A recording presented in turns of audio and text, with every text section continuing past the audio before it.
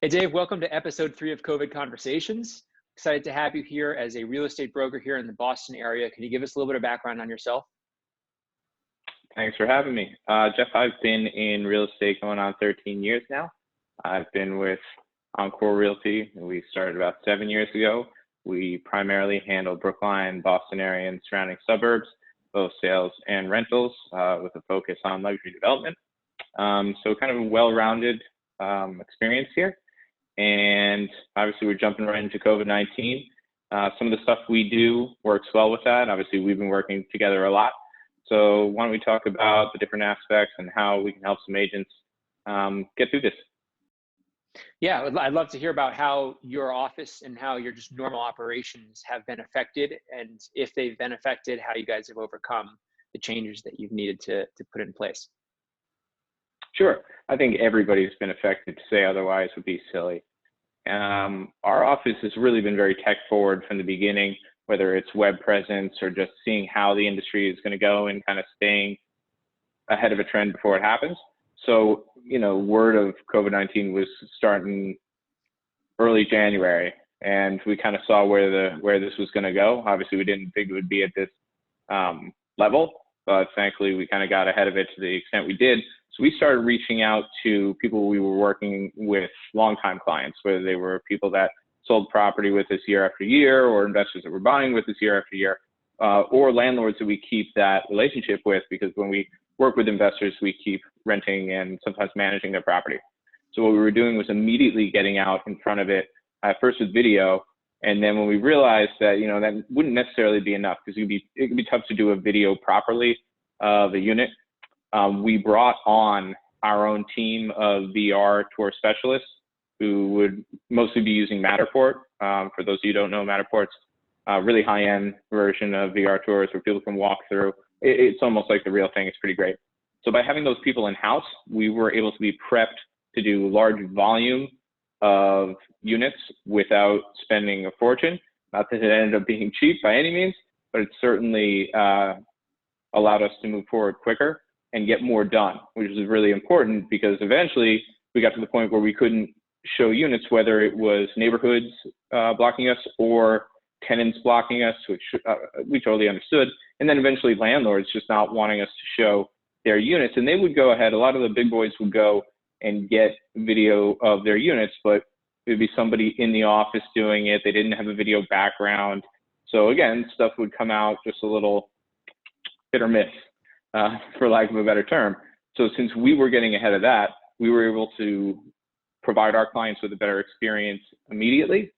That led into, on the rental side, a completely different aspect of doing a deal that we really didn't see coming, which was we'd be hosting all of these VR tours, all of these videos, and getting them out to our clients. Great, huge value add. You think people would love this. But since we're in the middle of this, a lot of people see it as an opportunity to negotiate, and it is. You can get some pretty great deals right now on the rental side. However, we were finding that we would send people all these value adds, and then they would ghost, disappear, as I'm sure any agent that's handled a rental before is used to. So what we then had to do was ramp up our kind of liability defense. So, Massachusetts, you have an agency disclosure where you're letting your client know how you represent them, and that there's a fee involved, whatever that might be, whether it's split with the tenant, the landlord, yada, yada. So we had to create a whole new one that was based off of a virtual experience. And that seemed a little foreboding. So what we also did was we made sure we're not just sending these links. At a point, we realized that that was where the drop-off was. We didn't have a relationship with people anymore. What we had was links, and that really didn't cut it. So what we would do is we would schedule a Zoom call, and then during that call, send the links over and walk them through face-to-face like this and build that relationship at the same time. And I think, from all the emails I get every day about, hey, we can help you with COVID-19, buy a Toyota, or whatever it may be, that's not really adding value to people. We were adding that value by saying, like, hey, we're doing the same thing. We're going to help you with this and walk you through it. We're not just going to send you this and be like, hey, cool, here's the problem we're dealing with. Now you figure it out on your end because we paid the money for this. We're still making sure we're in front of that person. As an agent, it's really important that you realize right now, it's not the time to sit around at home and be able to, send these videos out while you're throwing a little popcorn on the side. You got to be hustling 5 times as hard, and you have to be bringing that value to the client because they don't know how to deal with this any better than we do. And they're not just going to accept the fact that they have to deal with it on a VR level. They might have to, like that is the reality of the situation. But if we're not bringing that education to them, if we're not walking them through that process with that relationship, you're not helping them. You're giving them access to something, but you're not helping them. So that was the big difference we saw on the rental side. On the sales side, again, VR, as I'm sure we all know, but it was also personalized. Because what we would do is we would launch a listing a little earlier than we normally would. Normally you do it later in the week with your open house popping up on the weekend. You want to build that vibe, everybody getting ready, feeling the pressure. We would do it a couple days earlier. Again, we're not doing anything, even if we were doing in person, which is really only if a place is vacant. We would do it a little earlier, provide the VR tour, and then schedule video for people, right? So then we're still doing individual showings leading up to an open house that would be in person. And the way I was doing it was I would schedule my Saturday open house, my Sunday open house, and block off time. So in MLS, it would say, call me for your 20-minute window. And people had to block that up. Now that meant I did have to expand the time in my open house because I'm not getting all those people through in an hour to an hour and a half. But it really helps people still experience the walkthrough of that property. They like the VR part, but who's throwing down $1 million without taking a step in something? Not most people. So we were doing that, and I found a lot of success with that. We were getting sight unseen offers on some high-end condos, which is kind of crazy in my opinion, but the sales market hasn't slowed down. If anything, it's got a little more cutthroat. The demographic of buyers have changed, the financial demographic, because you're not seeing as many first-time home buyers who are putting down a smaller amount, willing to make that leap. You're seeing a lot more cash buyers, maybe a second home, maybe a home for a son or daughter, and they're willing to make that move. But in the end, most of the stuff we're selling is still by blocking off those time windows, bring somebody in, got the gloves and the mask ready for them.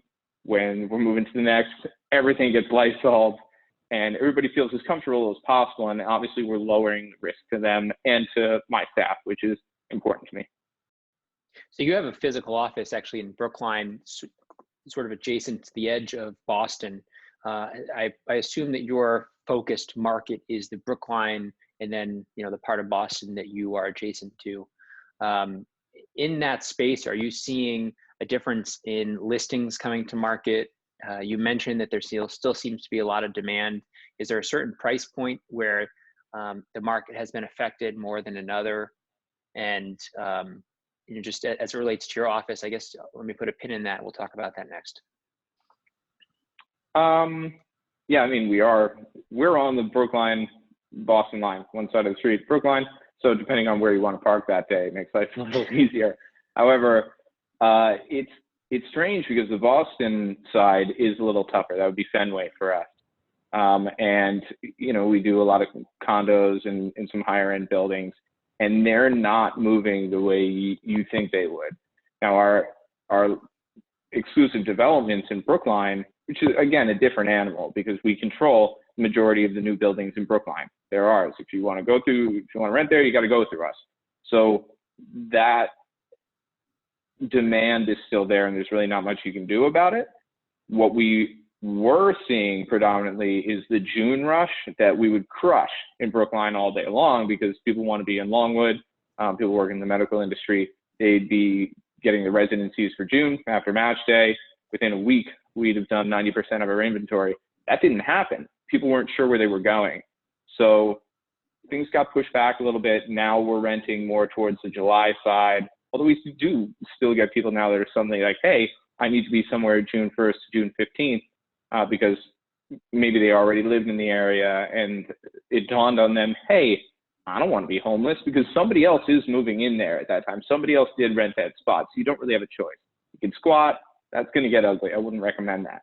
So it was just a really delayed demand on the Brookline side. As far as the price point, Brookline kind of stays where it is. The demand is just there.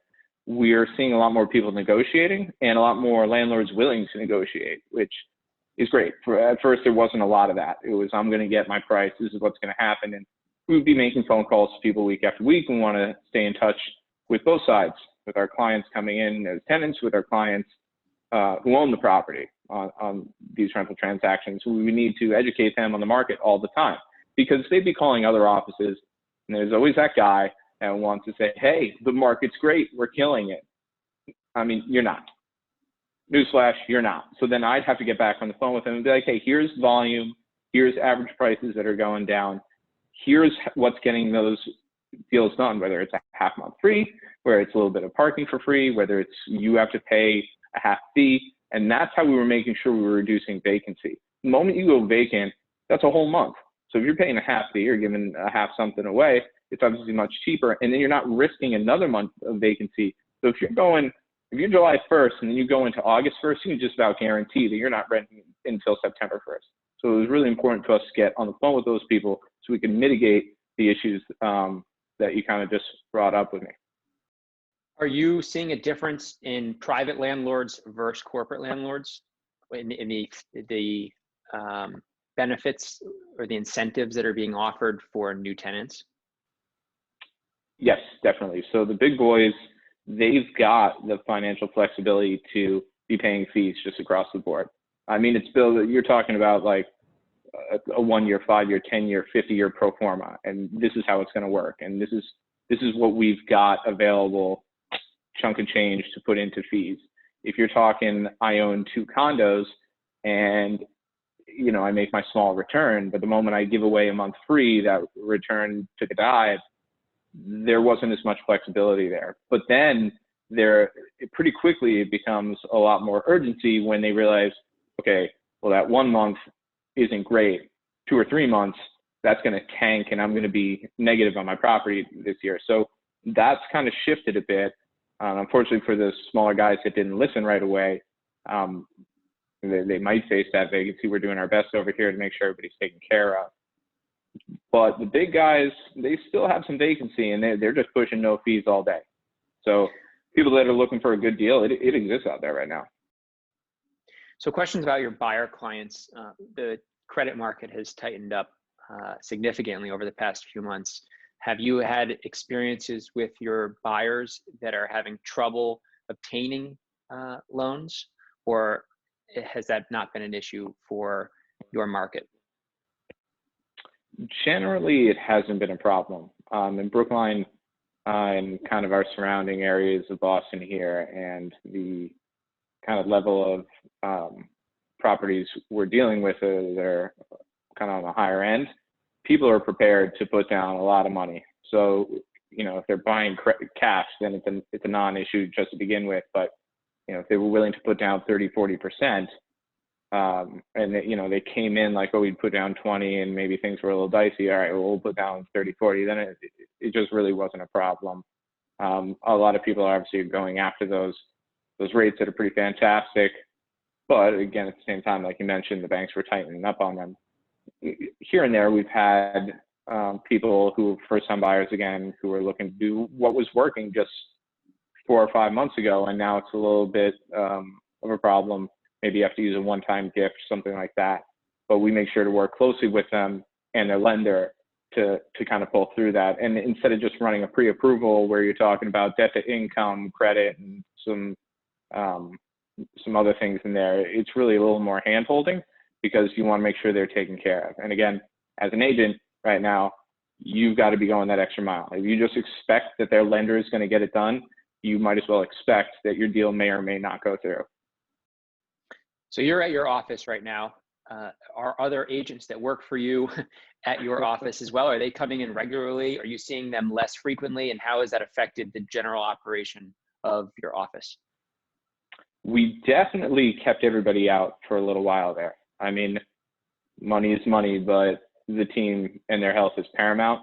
We got a pretty great team here, and I'd hate to see any of them get sick.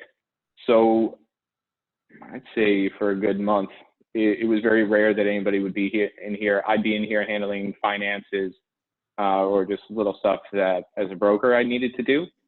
And then we were getting restless. You know, we're on Zoom calls twice a week, sales calls, and half of it was, hey, you know, great to see you, human interaction. How's everybody doing? And then we'd go through sales and going through all the things we were talking before of what's best in practice as we're moving forward. We were discovering best in practice on a week-to-week basis. Nobody knew how to deal with this, so staying ahead of that was imperative. Lately, we've been coming in more. We started, I'd say about 2 weeks ago, people were coming in, and we kind of do it a few at a time because we didn't want packed desks. And I made sure to keep a supply of gloves, masks, Lysol, stuff like that here so everybody felt comfortable, and they were as safe as we can make them. Now we're in here a little bit more. It's not really, oh, I just have an appointment. It's accepting kind of the new normal. You got to be doing your job, and there's only so much you can do from home. I know a lot of agents that like working from home, but I find that they're never as successful as the people that are in the office doing their thing. Because when you're hearing what the other agents are doing, when you're able to just vibe off each other all day long, it really increases your revenue. So that's kind of how we ended up being back in here. But again, aside from the fact that I'm not rocking my mask while I'm talking to you right now, that's kind of how we're doing things. Interesting. And are there any other tips or best practices that you've learned from being an operator that you want to share with the other real estate professionals that are hopefully watching this video? Yes. And I mean, right now it's all about morale. Everybody's hurting. Whether it's financially, emotionally, this is a very tough situation for everybody to handle. And you've got to be in touch with your agents. You got to be on the calls with them, phone, video, whatever it is. Not just to make sure that they're being productive, but you know, how are you doing? What can I do for you? Like, oh, you're bored? Let me send a pizza to your house, whatever it is. I'll come by and I'll just like wave out the window and, you know, maybe then drive right back off. Just keep people going. And it's difficult as a broker to do that, because if you're seeing a dip in the numbers, you immediately want to go after the agents and be like, well, why aren't you doing this, this, this? I told you to do this and this. And, you know, I do that, and then I got to back myself up and go, all right, well, I mean, think about it. They're not, you know, in the normal state of drive that they would be in. So I would recommend to other brokers, really analyze the way you're acting, because like always, you're the lead. And I do know that obviously there's a lot of brokers out there that are complacent to just kind of let their staff do their thing and hope it works out. Maybe they give them some leads, maybe they give them a little marketing money, but that's not how to really have a cohesive team. That's something that we really focused on here. So making sure that team atmosphere kept going, that family atmosphere kept going was really important. And at the same time, you know, we were in a ramp up year. We still are. And we're bringing on new people. And then how do we make sure that they're trained properly? Because we dropped the ball on them. We failed them. It's not about them having to, you know, make sure that they're on top of me all the time, or any of the people that are kind of a tenured agent here to help them out. I need to be helping them. They're just going to feel lost, especially right now. And we've been working with you, doing a little deal with Keep Me Certified to make sure some of our local businesses are supported. We've got a bunch of little taverns, restaurants around here, and we found a lot of people in the service industry were hurting. They're out of business, more or less from their perspective. So we were trying to get them ramped up in real estate, and we've been working with you, thank you, to get them licensed and get them going. But then it was mixing that in as a broker with my time with the other agents. I honestly expect to work 15-hour days. If you're not up at 7 and going to sleep at 11 o'clock and not knowing what day it is, you're not really working hard enough, and you're not going to get your team through this on a level that they're going to come out on the other side and be like, cool, man, we did it. Let's go. Now we're allowed out for oysters and drinks again. You know, you don't want people coming out of this going, uh-oh, I'm backed up on my bills. I want everybody to feel comfortable about this and still be able to wrap up the year with their eye on that new BMW. Well, we certainly appreciate you sending your new hires to us to get licensed and for their continuing ed. That was a great little plug for us. I appreciate that. But you know, Plug, I was just saying. But you know, as a broker that's really trying to lead their team through this, it sounds like you're doing a lot of the right things, trying to keep everyone engaged, make sure everyone is effectively trained and properly, I guess, incentivized. As you mentioned, nothing beats being in person where you've got sort of the camaraderie and the ability to vibe off each other. But in this environment, it sounds like you've got multiple Zoom calls or some sort of online webinar situation going with your teams. You've got good training, and it seems like you've positioned yourself really well with VR, with being Matterport photos, videos to hopefully minimize the amount of exposure that your agents have to the clients have to the tenants and the landlords, whatever it may be. So I appreciate your time, and we may check in with you again in a couple months as things continue to change and evolve. Thanks for your time. That'd be fantastic, Jeff. Talk soon.